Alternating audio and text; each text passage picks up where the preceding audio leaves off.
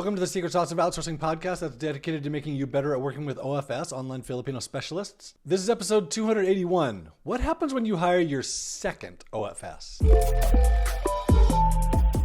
So usually I would talk about hiring your first OFS. Today I want to talk about hiring your second OFS. Because when you hire your second OFS, the process just becomes easier. At that point, you've already gone through the hiring, so hiring is a lot easier. You know what to write in your job post. You know how to onboard someone. You know what to expect when they come on board. You know what to expect with paid time off and holidays and paying them. At this point, if you post your job and you don't get a whole bunch of applicants, you can probably figure it out that if I post my job again, I'll probably get more applicants. Or maybe I need to search Onlinejobs.ph to find skills of people instead of just posting a job. At this point, also, if you get too many applicants, you have a pretty good idea of how to weed them out. You understand what to do now to get rid of the bad ones and to keep the good ones and how to interview them and how not to interview them. Now, hopefully with your first OFS, you have gotten a really good idea of what kind of person you're looking for with your second one. You understand strengths and weaknesses, and you know where your business is, and you know what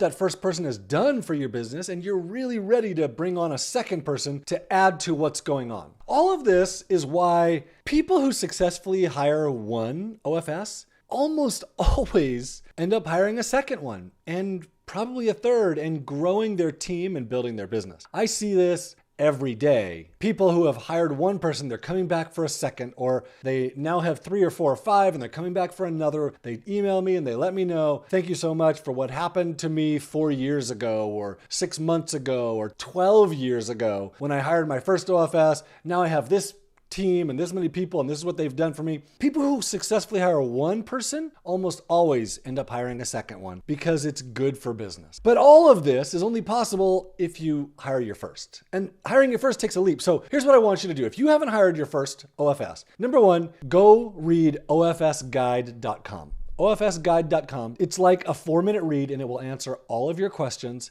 and get rid of any sticking points you have.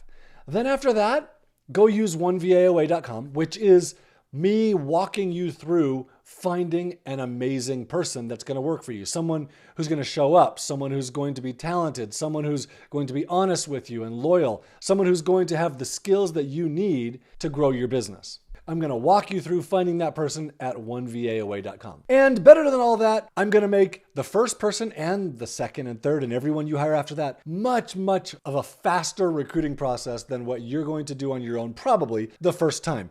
It's going to take you very little time. It's going to be so much easier than you think, saving you time, saving you effort, preventing you from making mistakes. The whole thing should be really, really easy when you use onevaoa.com. And then PS, the first hire that you make is liberating. It lets you breathe. Your second hire is life-changing. That's where growth really starts to happen.